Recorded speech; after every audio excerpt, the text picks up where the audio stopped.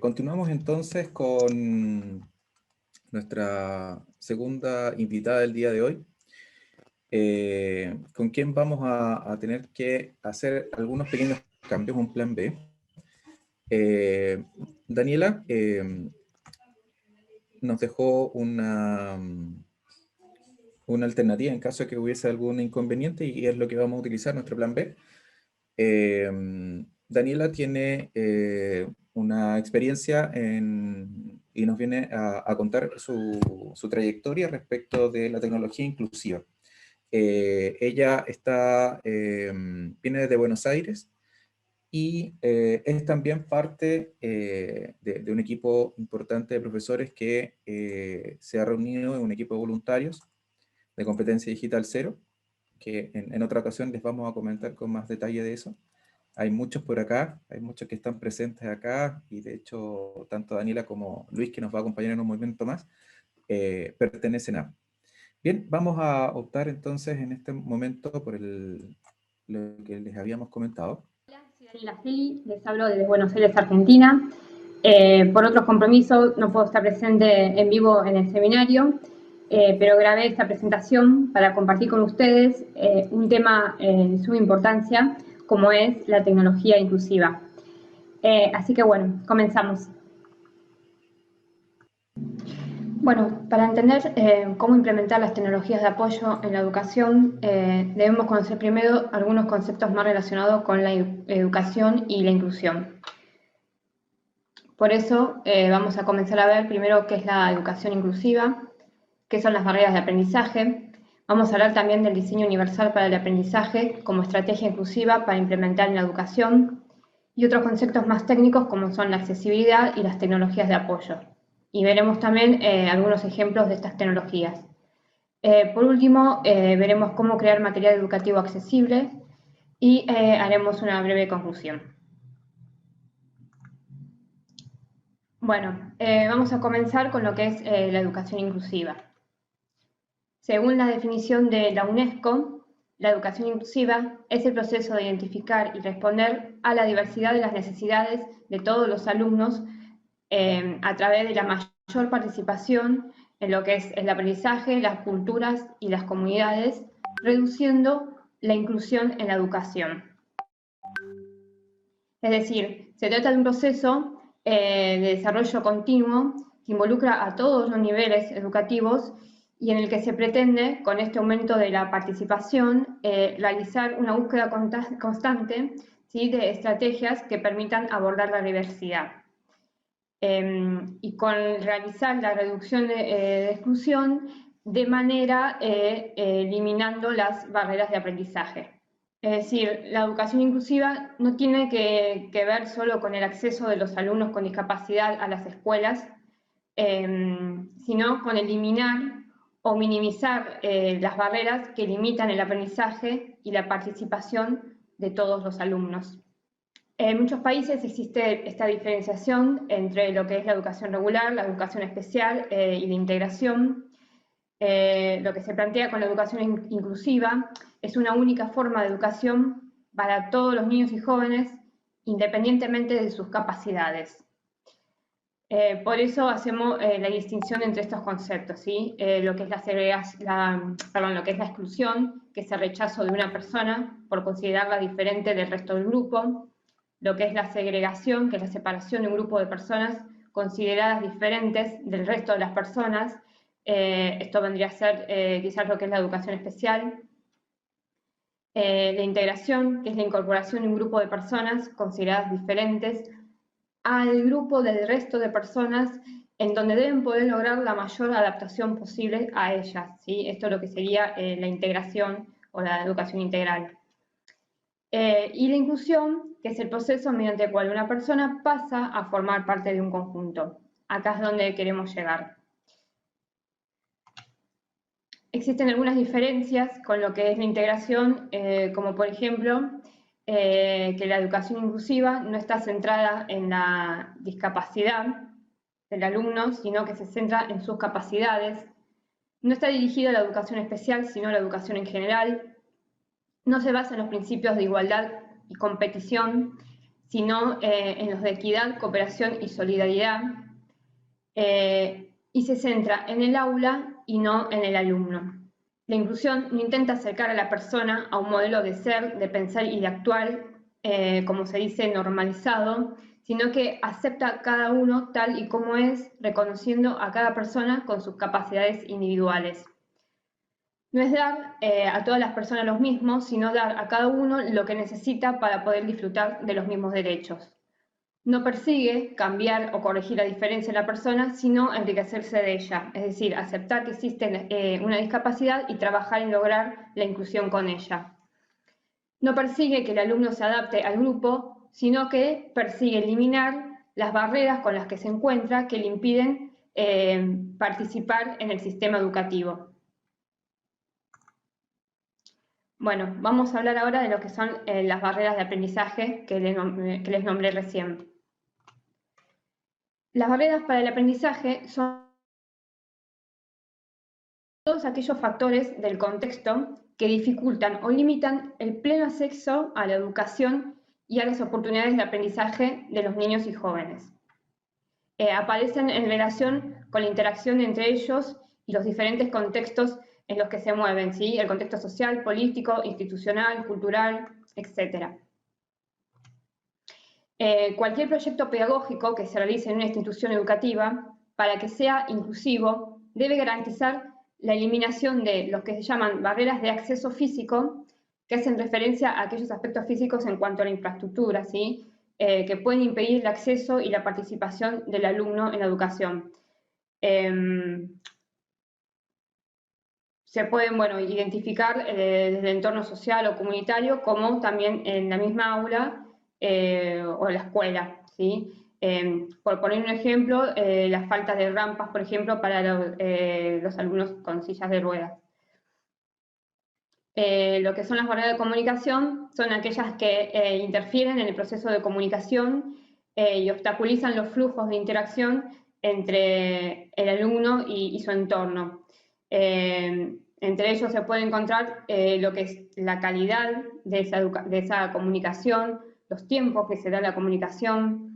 También las barreras de comunicación pueden existir desde lo que es el idioma, los niveles de comprensión de los alumnos, el léxico y estilo de comunicación de los docentes. Después tenemos lo que son las barreras didácticas, que son aquellas que tienen relación con los procesos de enseñanza y aprendizaje, ¿sí? Como son los aspectos de la metodología de aprendizaje, las evaluaciones, y organización del grupo. Son todos aquellos factores que el diseño universal para el aprendizaje se divide en 3 principios, en los cuales cada uno contiene diferentes pautas que veremos ahora cada una de ellas. El primer principio define que debemos proporcionar múltiples formas de representación de la información y los contenidos, ¿sí? Ya que los alumnos son distintos en la forma en que perciben y comprenden esa información. Por ejemplo, aquellos con discapacidad sensorial, discapacidad visual o auditiva, dificultades para el aprendizaje como las dislexias, o con diferencias lingüísticas o culturales, pueden requerir diferentes maneras de abordar el contenido. Otros simplemente pueden captar información más rápido o de forma más eficiente a través de medios visuales o auditivos que con el texto impreso, por ejemplo, ¿sí? Además, en realidad el aprendizaje ocurre mejor cuando existen diferentes representaciones de los contenidos, ¿sí? Ya que eso permite a los alumnos conectar mejor los conceptos, ¿sí? Por ejemplo, utilizando contenido multimedia, foros para compartir información, etc. El principio 1 define las siguientes pautas. Proporcionar opciones de percepción que personalicen la visualización, que proporcionen alternativas para la información sonora y la información visual. Opciones de lenguaje y símbolo que definan el vocabulario y los símbolos, que clarifiquen la sintaxis y la estructura. Opciones para descifrar el texto o la notación matemática, que proporcionen la interpretación en varios idiomas y que ilustre los conceptos más importantes de manera no lingüística. Y por último, proporcionar opciones de comprensión, es decir, que proporcionen o activen el conocimiento previo, que destaquen las características más importantes, las ideas y las relaciones, que guíen el proceso de la información y que apoyen la memoria y la transferencia. El segundo principio define que debemos proporcionar múltiples formas de acción y expresión del aprendizaje, ya que cada persona tiene sus propias habilidades estratégicas y organizativas para expresar lo que sabe. Los alumnos difieren en la forma que pueden navegar, por ejemplo, por un entorno de aprendizaje y expresar lo que saben, ¿sí? Por ejemplo, las personas con alteraciones significativas del movimiento o aquellas con dificultades en las habilidades estratégicas organizativas, lo que son los trastornos de la función ejecutiva, los que presentan barreras con el idioma, etc., acceden a las tareas de aprendizaje de formas muy diferentes. Algunos pueden ser capaces de expresarse bien con el texto escrito, pero no de forma oral y viceversa, ¿sí? También hay que reconocer que la acción y la expresión requieren de una gran cantidad de estrategia, práctica y organización, ¿sí? Para expresar lo que uno quiere decir. Tenemos después las pautas de este principio que definen que debemos proporcionar opciones de actuación física. En las modalidades de respuesta física, opciones en los medios de navegación, opciones por el acceso de las herramientas y las tecnologías que ayuden, también opciones de habilidades de expresión y fluidez en los medios de comunicación, en las en las herramientas de composición y resolución de los problemas, y opciones de apoyo para la práctica y el desempeño de tareas.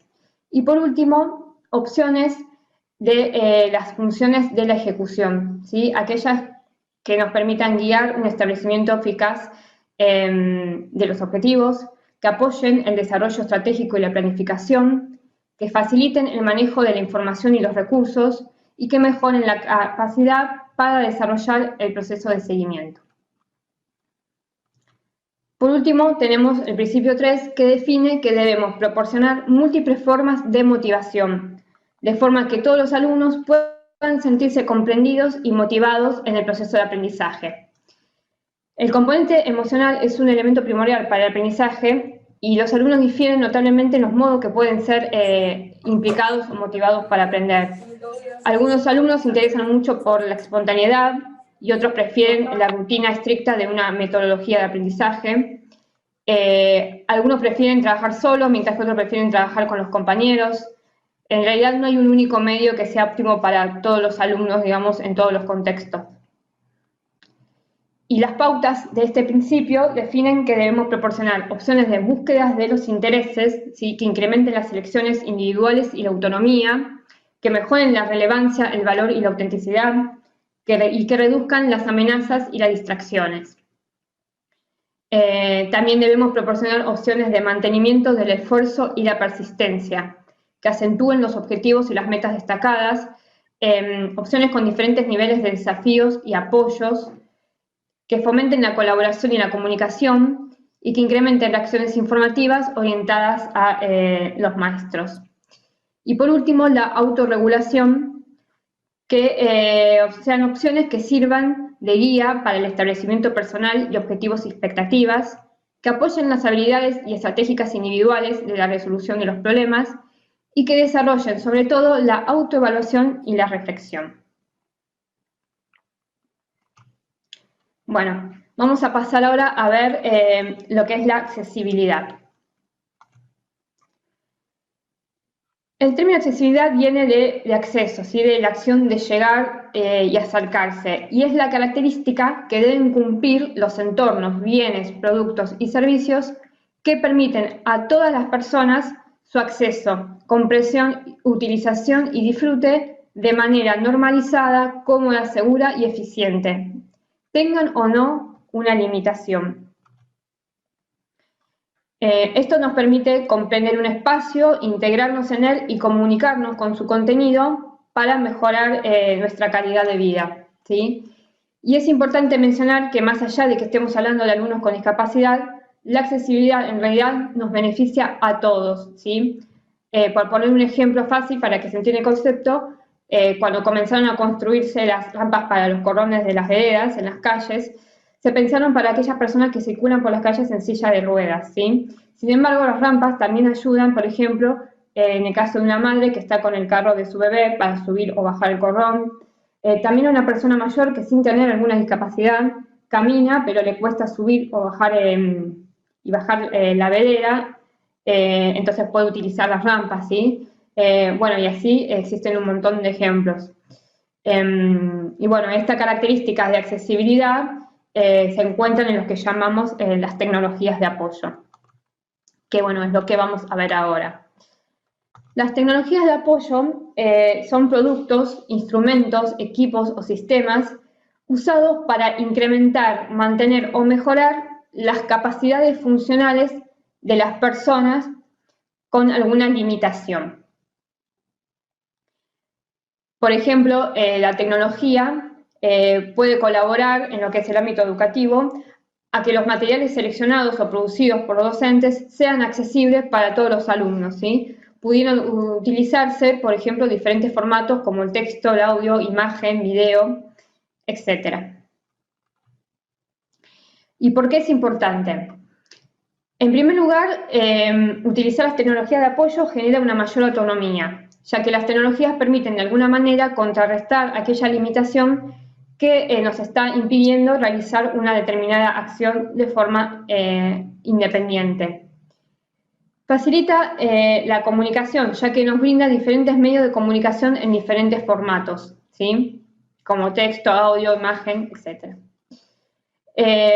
Nos brinda una mayor interactividad, ¿sí? Producto de tener justamente, bueno, mayores posibilidades de comunicación.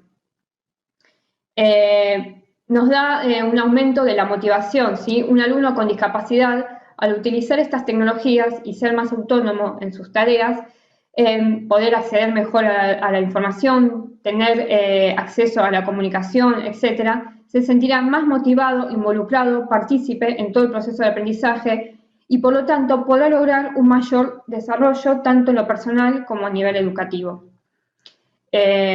Fomenta la cooperación, es decir, el trabajo en equipo, permite la alfabetización digital y audiovisual, y potencia la iniciativa y la creatividad. Es decir, el poder tener acceso a diferentes herramientas tecnológicas ayuda a los alumnos en general, tengan o no discapacidad, a desarrollar mejor su creatividad, motivándolos a la investigación, proponiendo ideas, etc., ¿sí?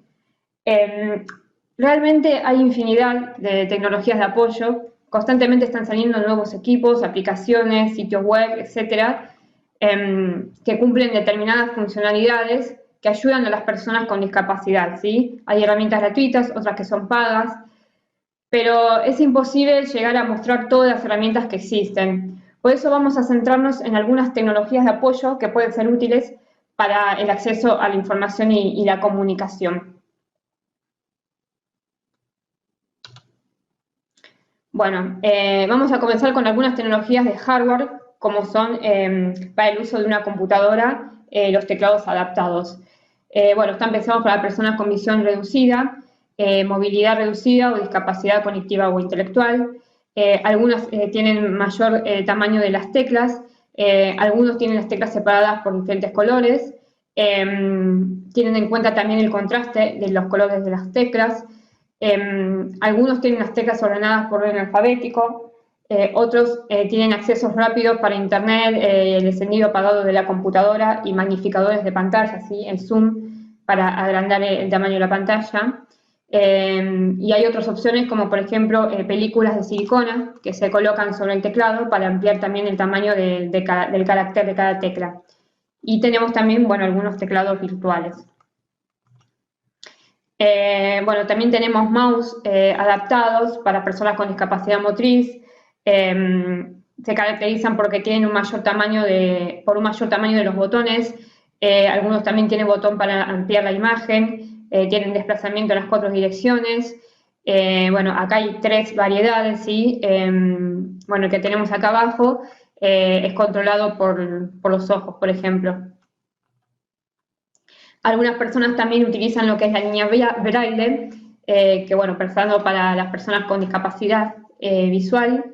pueden conectarse a otros dispositivos electrónicos como la computadora, las tablets, smartphones, mediante puerto USB o Bluetooth. Está compuesta de un conjunto de celdas en las que pueden representarse un carácter braille en cada una. Los modelos varían en la cantidad de celdas y son compatibles con lectores de pantalla, que después también vamos a ver qué son. También tenemos los punteros o pulsadores para personas con discapacidad motriz. Los más comunes son los licornios, que son estos que tenemos acá, que se incorporan en las cabezas. Por eso, bueno, debemos tener un buen control del movimiento de la cabeza. Y hay otras versiones como de pie y de soplador. El que tenemos acá es de soplador, que se activa con la presión ejercida por el soplo o la aspiración de la persona, y está indicado en caso de ausencia de movilidad en los miembros superiores, ¿sí? Y se requiere un buen control de la respiración.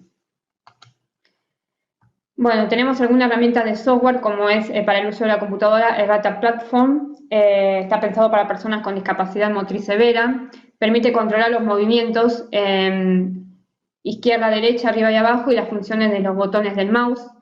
Y permite tener un puntero o pulsador, ¿sí? Como los que hablamos antes, de cabeza, de pie, de soplador, etc., que el usuario puede controlar conectándolo al clic izquierdo del mouse. Después tenemos lo que son los sistemas de comunicación aumentativos o alternativos. Los sistemas aumentativos son aquellos que complementan el lenguaje oral, cuando por sí solo no es suficiente para entablar una comunicación efectiva con el entorno.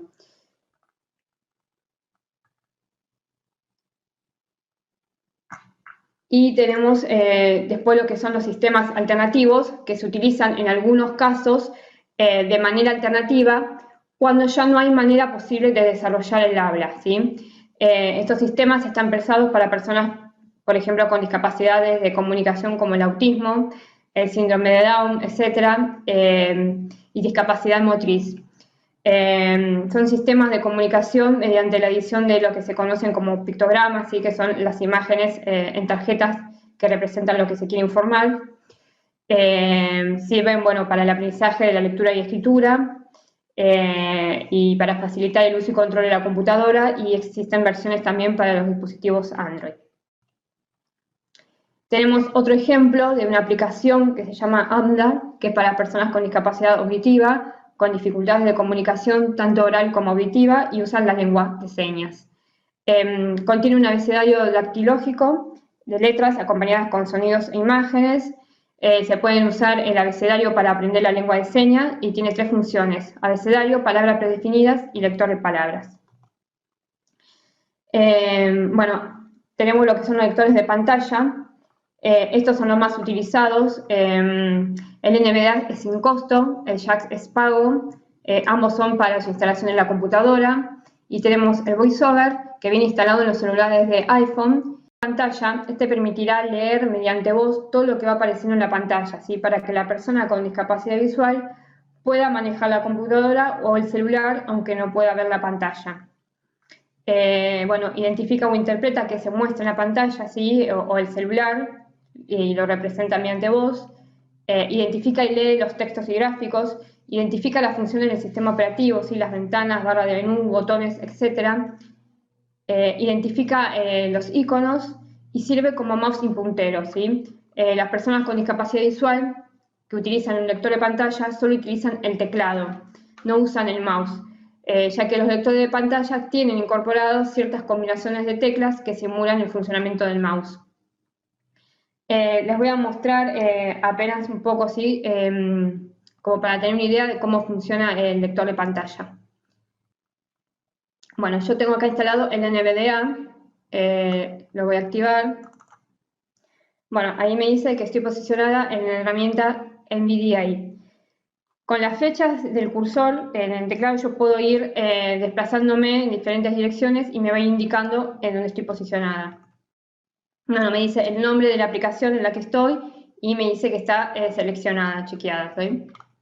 También puedo presionar la tecla de Windows e ir al menú de inicio y me puedo ir desplazando por todas las opciones que tengo en el menú de inicio, ¿no?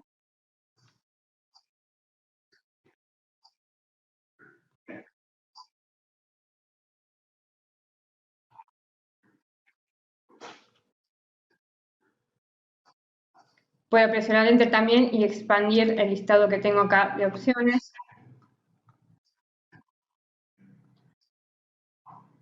Bueno, y así, ¿no? En cada lugar donde yo me posiciono me va indicando qué es lo que aparece en la pantalla. Lo voy a desactivar ahora.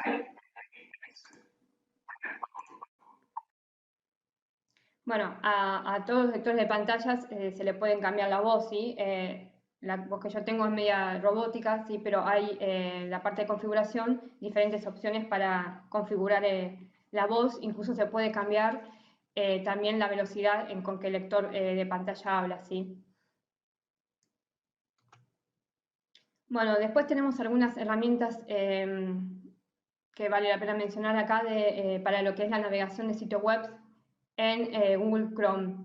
Google Chrome tiene dentro de su suite de herramientas algunas de accesibilidad pensadas para diferentes capacidades, como estas que vamos a ver ahora, ¿sí? Está el Anonymify, que es para personas con discapacidad visual, permite la lectura de cualquier sitio que se visite y reconoce de forma automática el idioma original para una mejor lectura. Tenemos también el Open Dyslexia, que es para personas con discapacidad intelectual o cognitiva, como por ejemplo la dislexia. Modifica el tipo de letra de los sitios web a uno diseñado para mejorar la concentración y la secuencia de la lectura. Y reconstruye el formato del sitio web visitado para hacerlo más amigable. Otras opciones que tenemos es la herramienta Visor, que es pensada para disminuida discapacidad intelectual o cognitiva, permite ajustar la tonalidad de la pantalla y elegir un segmento que queramos leer y remarcarlo, ¿no?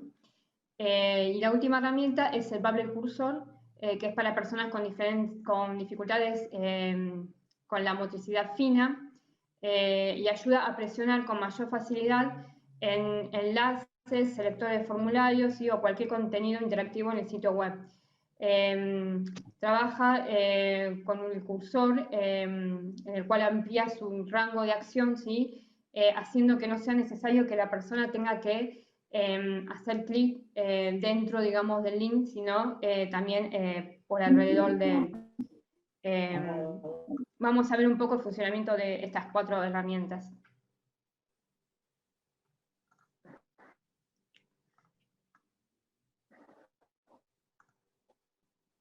Tengo acá, por ejemplo, una página web cualquiera.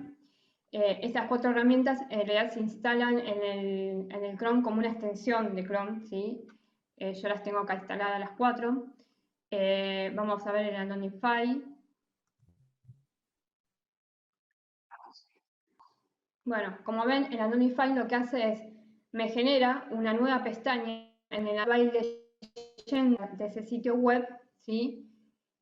Y bueno, cuando no necesito utilizarlo más, simplemente cierro la pestaña y listo, vuelvo al sitio web original. Después teníamos el Open Dyslexia, que para utilizarlo debemos hacer clic, habilitarlo, guardamos, y vemos que automáticamente cambió el tipo de letra del sitio web por una ya más amigable, ¿sí? Para las personas con este tipo de discapacidad. Si queremos volver a la opción original, hacemos de vuelta clic y lo deshabilitamos. Después teníamos el visor, que nos permite ajustar los colores, ¿sí? De la pantalla, el rojo, verde o azul, más claros o más oscuros. Nos permite también definir la transparencia. Y acá podemos definir el rango de lectura que queremos utilizar, ¿sí? Más grande o más chico. Cuando no necesitemos más usar esta herramienta, la apagamos y listo, volvemos al sitio original. Y por último tenemos la herramienta de Bubble Cursor, en donde hacemos clic acá y la habilitamos. Pero para poder ver los cambios tenemos que refrescar el sitio web. Entonces, vamos a refrescar la pantalla.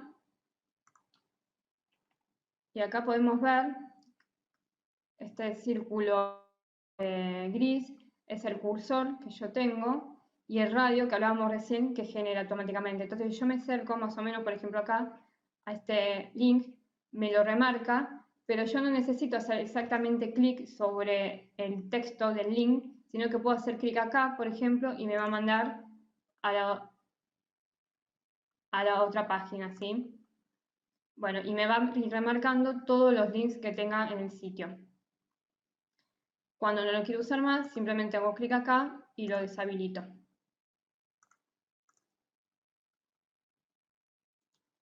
Y tengo que volver a refrescar la pantalla para que me deje de aparecer. Bueno, pasamos ahora a uno de los últimos temas, que es la creación de materiales accesibles.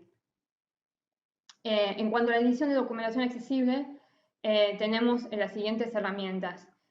Existe una herramienta que se llama WineBraille, que es para, capacidad visual, es un editor de texto braille y permite abrir documentos y, para imprimirlos en relieve, ¿sí? Acepta formatos doc, docx y PDF. Otra herramienta es la OpenBook, también pensada para personas con discapacidad visual, que convierte documentos o textos impresos en un formato de texto electrónico, ¿sí? Mediante la tecnología OCR, que significa reconocimiento óptico de caracteres, ¿no? Y esta es la tecnología que posibilita la conversión de un documento impreso a formato electrónico. Y permite leer en voz alta archivos, búsquedas y correcciones que se realicen en él. Otra herramienta importante de mencionar es la EDICO, que permite a las personas con ceguera o con deficiencia visual grave editar contenidos científicos, ¿sí? Por ejemplo, en las áreas como matemática, física o la química, de una manera accesible. Gracias a la transcripción automática a braille, voz o vista adaptada de todo tipo de fórmulas o aprendizajes, como se ve acá en la pantalla. Otra herramienta también es reconocida por todos. Dentro de Microsoft Office tenemos la funcionalidad de dictar, ¿sí? En todos sus programas, que es el dictado por voz, que convierte la voz a texto, y para eso, bueno, se debe habilitar los permisos del micrófono. Entonces, bueno, va escuchando la voz y va escribiendo, por ejemplo, en este caso, en el documento de Word, todo lo que va reconociendo. Y bueno, vamos a ver cómo crear un documento accesible, ¿sí? Sea que necesitemos, por ejemplo, escanear un documento y pasarlo a formato digital, o que partamos de un documento que sea Word, PDF o cualquier formato, ¿no? Y necesitemos hacerlo accesible, o tengamos que crear un documento accesible de cero, podemos hacerlo también utilizando otras herramientas que la mayoría de nosotros conocemos, ¿sí? Y que están en nuestro alcance, como son Google Drive con Microsoft Word. Estas herramientas nos van a permitir generar documentos accesibles que puedan ser interpretados y leídos de manera correcta por los lectores de pantalla, ¿sí? Para el caso de las personas con discapacidad visual. Google Drive trabaja también con la tecnología OCR que hablábamos antes, lo que permite, por ejemplo, hacer lo siguiente. Yo tengo una imagen, la que aparece acá como imagen original, es una imagen de un texto, ¿sí? No es un texto. Si nosotros activamos en nuestras computadoras el lector de pantalla y abrimos este archivo, esta imagen, el lector de pantalla lo reconoce como una imagen, ¿sí? Y no va a poder leer lo que aparece escrito en esa imagen, ¿sí? Porque es una imagen. Entonces, lo que debemos hacer es transcribir, ¿sí? Esa imagen de texto, se transcribe la imagen de texto que se escaneó a texto, ¿sí? En documento de Word, que sería lo que aparece acá a la derecha, ¿sí? El texto accesible. Voy a mostrarles cómo realizar esta conversión. Yo tengo acá en mi Drive esta imagen que escaneé, en la cual voy a hacer botón derecho, abrir con documentos de Google. Bueno, acá veremos que en este archivo de Google me hizo una copia de la imagen, pero además acá abajo me transcribió el texto de esa imagen, ¿sí? Entonces, de esta manera, cuando el lector de pantalla esté activo, vamos a poder leer todo el contenido de esta imagen o el texto que aparece, ¿sí? En realidad, a venir acá,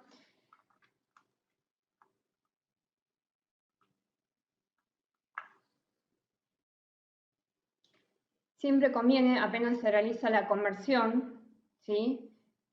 Hacer una lectura de todo el texto convertido, ¿sí? Ya que puede ser que el OCR no transcriba el texto tal cual como estaba en la imagen, ¿sí? Sobre todo si el texto de la imagen es manuscrito, ¿sí? Puede pasar que el OCR no interprete correctamente la letra. Por eso siempre conviene hacer una revisión, ¿sí? Y después van a ver, por ejemplo, en este ejemplo, cuando yo hice la conversión, lo que es las imágenes, por ejemplo, esta imagen que aparece acá, no la pasa al Word, ¿sí? Porque es una imagen, no es texto, ¿sí? Y lo que son, todo lo que tiene que ver con el diseño de la imagen, ¿sí? Como el recuadro este verde o los tres recuadros acá naranja, transcribe. Por ejemplo, acá solamente transcribió el texto que contienen esos recuadros, ¿sí? Porque el lector de pantalla no reconoce los estilos, ¿sí? Solo reconoce el texto.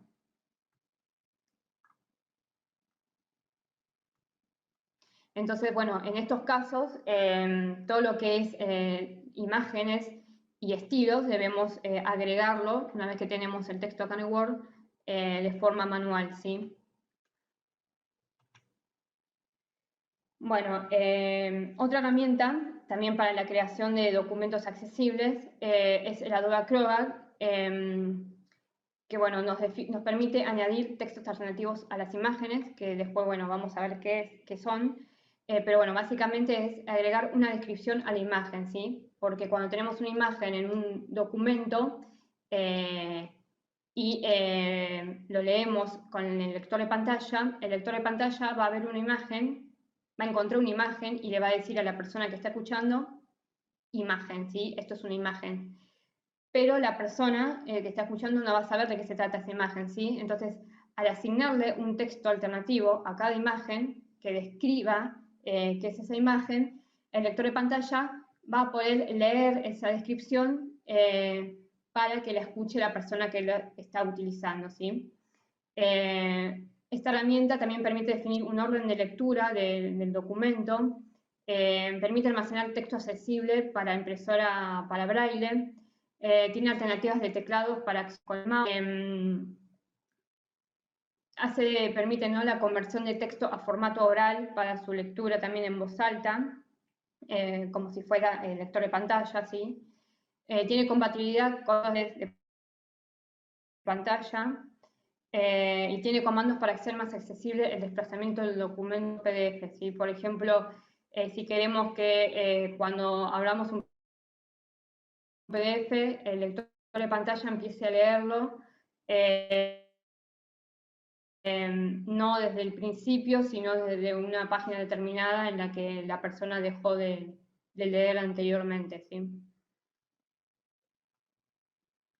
Bueno, es importante aclarar, ¿sí?, acá algunas recomendaciones para la creación de materiales accesibles, pero que estas recomendaciones son aplicadas para cualquier editor de contenido, ¿sí?, no solo para lo que es el Word. Bueno, para lo que es la definición de títulos, subtítulos y párrafos, debemos tener presente que tenemos que usar los estilos predefinidos de Word o asignar diferentes niveles de esquemas, ¿sí?, para definir los títulos, subtítulos y párrafos, ¿sí? Por ejemplo, para el título definir un nivel 1, para el subtítulo un nivel 2, el párrafo como texto independiente, ¿sí? Solo de esta manera el lector de pantalla interpretará que el texto es un título, un subtítulo o un párrafo y podrá indicarle correctamente a la persona que esté escuchando qué es cada texto, ¿sí? Además, le permitirá navegar mejor por todo el documento.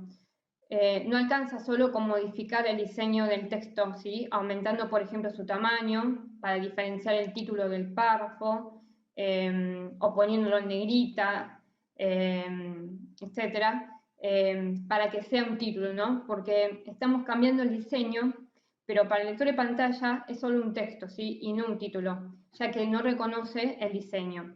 Es el tema de los espacios entre textos, ¿sí? Debemos usar espacios entre títulos y párrafos, o dentro del mismo párrafo, con espaciado anterior, posterior e interlineado. No utilizar Enter, ¿sí? Ya que puede resultar molesto para la persona que esté leyendo un documento con el lector de pantalla utilizar los Enter, porque cada Enter el lector de pantalla lo reconoce como un carácter en blanco, ¿sí? Entonces puede ser que cuando la persona esté escuchando el lector de pantalla, cada vez que el lector encuentre un Enter, le va a decir espacio en blanco, ¿sí? O vacío. Entonces, no conviene. ¿Sí? Todos los espacios que hagamos, la forma correcta es utilizar los espaciados anterior y posterior e interlineado. También debemos tener en cuenta lo que es la tipografía, ¿sí? Sobre todo para las personas con problemas de dislexia, que tienen dificultad para aprender, y la tipografía puede confundirles la lectura, ¿sí? Por eso se debe definir una fuente clara, se aconseja que sean sin serifa, y que no produzcan confusión. Por ejemplo, acá tenemos un listado de fuentes recomendadas sin serifa, y acá hay unos ejemplos de otros tipos de letras, que por ejemplo, bueno, la Cao New hace la comparación, ¿no?, entre lo que es la letra L y el número 1 en este tipo de letra, que son exactamente iguales, ¿sí? Como la Gill Sans también. Entonces, este tipo de letras conviene no utilizarlas porque puede prestarse a confusión, ¿sí? Y siempre utilizar fuentes sin serifa. En cuanto a la tipografía también, se recomienda utilizar texto justificado, ya que los espacios entre los caracteres que genera el justificado puede confundir la lectura a las personas con dislexia.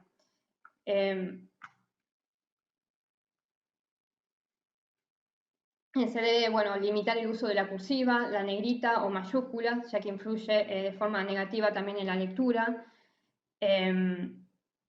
Y bueno, se recomienda también utilizar contenido claro de leer, ¿sí?, con frases cortas de entre 10 y 15 palabras por frase, no más.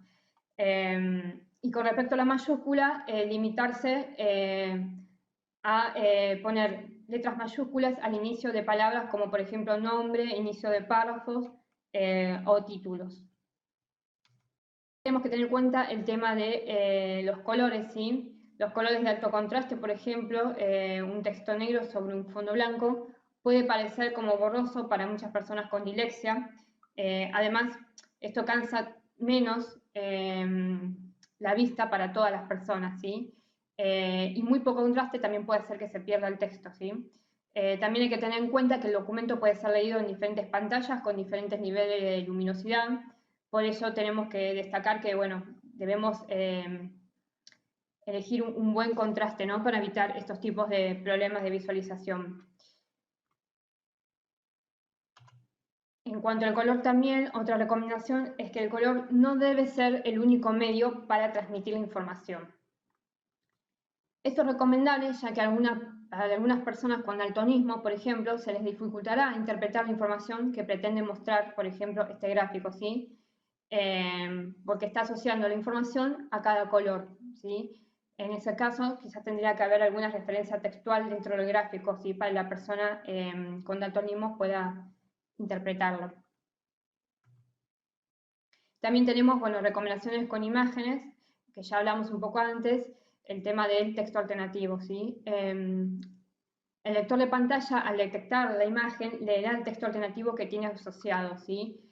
Utilizar textos alternativos, pero solo si en la imagen brinda alguna información relevante, ¿sí? Si la imagen brinda información útil para la persona que está escuchando al lector, debemos asignarle un texto alternativo, ¿sí? Y ese texto alternativo debe ser de la imagen, debe ser lo más corto posible, ¿sí?, para no confundir a la persona que está escuchando al lector. y bueno, debe contener información realmente relevante, ¿sí? Si tenemos en el documento una imagen que no aporta información, ¿sí? Que es simplemente una imagen decorativa, conviene no ponerle un texto alternativo porque si no también lo vamos a confundir más y a marear a la persona que está escuchando el lector, ¿sí? Si no le genera, no le brinda alguna información realmente útil, conviene no poner texto alternativos o dejar el texto alternativo vacío, ¿no? En las imágenes decorativas. También tenemos que tener en cuenta el tema de las tablas, ¿sí? Cuando queramos insertar alguna tabla en algún documento. Las tablas son leídas por el lector de pantalla por filas, ¿sí? Por lo que es necesario tener en cuenta la colocación de las celdas comunes a un tema, ¿sí? Por columnas. Por ejemplo, en el primer caso, en la primera tabla, el lector de pantalla irá leyendo alumno nota, Marta 7, Luis 8, Jorge 6, María 8, ¿sí? Y en la tabla siguiente, de la derecha dice alumnos, Marta, Luis, Jorge, María, nota 7, 8, 6, 8, ¿sí? ¿Qué va a pasar? Que si nosotros utilizamos una tabla como esta, ¿no? Que está mal, la persona que esté leyendo, perdón, que esté escuchando el lector de pantalla, no va a poder asociar el alumno con la nota, ¿sí? En cambio, si utilizamos la otra tabla, sí, porque la tabla va a ser leída por el lector de pantalla fila por fila. Entonces vamos a poder asociar, bueno, cada alumno con su respectiva nota, ¿sí? Eso también tenemos que tenerlo en cuenta. Algunas recomendaciones en cuanto a los enlaces. Bueno, conviene agregar subrayado en los enlaces porque puede ayudar a las personas daltónicas a saber que el texto está vinculado, ¿sí? Incluso aunque no puedan ver el color. Y el texto de enlace debe indicar correctamente hacia dónde se dirige, ¿sí? El destino al que lleva.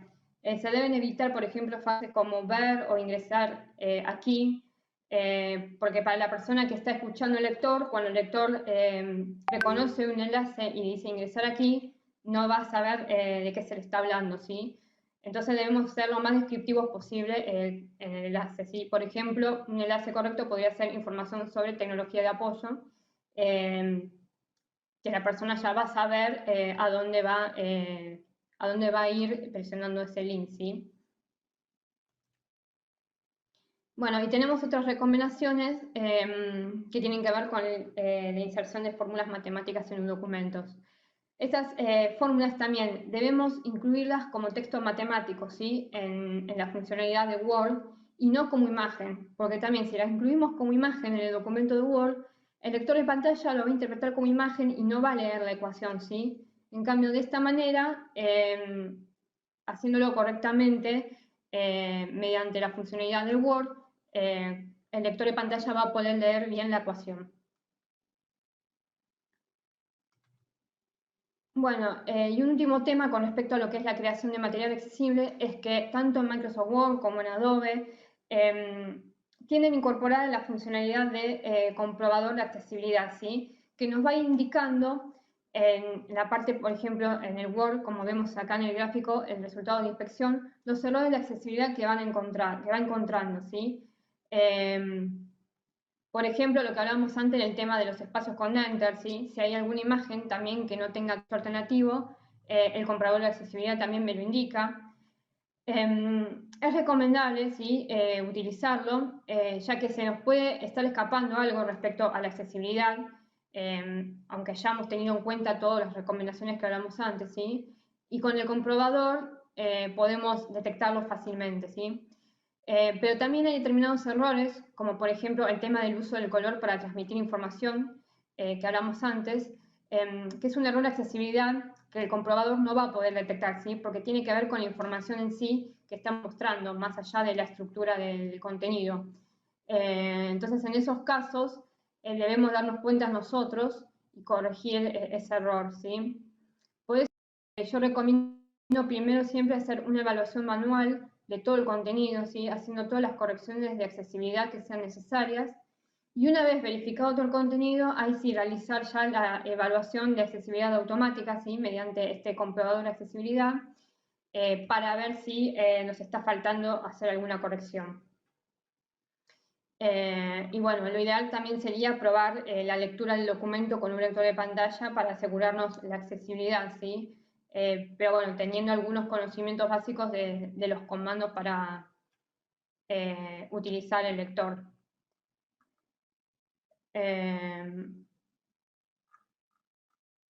Bueno, una salvedad que hago respecto al tema de la creación de material. Para el caso en que, por ejemplo, tengamos un manual educativo impreso, ¿sí? Y queramos escanearlo para pasarlo a formato digital, para hacerlo accesible, hay que tener en cuenta que existen los derechos de autor, ¿sí? Esto va a depender de cada país, pero, por ejemplo, a modo informativo, les comento cómo es en el caso de Argentina, ¿sí? En cuanto a la reproducción de material en diferentes formatos, como el braille, texto digital, grabaciones de audio, etc., en Argentina existe una ley, la 26.285, que permite esta reproducción, pero solo debe estar destinada exclusivamente a personas con discapacidades perceptivas, ¿sí? Y debe ser realizada únicamente por organismos estatales o asociaciones sin fines de lucro cuya misión principal sea asistir a las personas con discapacidades, ¿sí? Por eso, nada, simplemente tenemos que tener en cuenta esto y bueno, va a depender con todo el tema de la creación de materiales. Y bueno, por último yo voy a dejarle unas reflexiones, que es, digamos, un pantallazo general de algunos de los conceptos más importantes de lo que es la tecnología inclusiva y el proceso de educación inclusiva, como por ejemplo, bueno, debemos involucrar a los alumnos con discapacidad, ¿sí? En todas las fases de toma de decisiones y en la implementación de proyectos y programas, en nuestro caso, por ejemplo, dentro del ámbito educativo, ¿sí? Debemos promover también el uso de herramientas accesibles, ¿sí? Que estén enfocadas a mejorar la accesibilidad y por ende a la inclusión en el entorno educativo. Debemos desarrollar estrategias pedagógicas de enseñanza y aprendizaje considerando a los alumnos con discapacidad. La tecnología es una herramienta más, ¿sí? Que sirve de apoyo al proceso de aprendizaje de los alumnos, pero no tiene razón de ser si no se implementa dentro de un marco estratégico pedagógico que promueva la inclusión. Debemos sensibilizar y capacitar, ¿sí? Es decir, generar una mayor concientización que nos haga ponernos en el lugar del otro para entender que la accesibilidad y la inclusión son una actitud solidaria que nos beneficia a todos. Y por último, promover la accesibilidad y la inclusión, ¿sí? Ya que esto es la puerta de entrada a los derechos de las personas en todo el mundo. Eso es todo. Muchas gracias. Bueno, espero les haya sido útil toda la información que les brindé. No me quiero despedir sin agradecer a la Universidad de Playa Ancha, en especial a Antonio González por darme la oportunidad de participar en este seminario y compartir con ustedes estos temas. Bueno, también agradecer a todos los que me escucharon, haber aportado algo que permita a futuro mejorar la educación, ¿sí? Y la inclusión en general.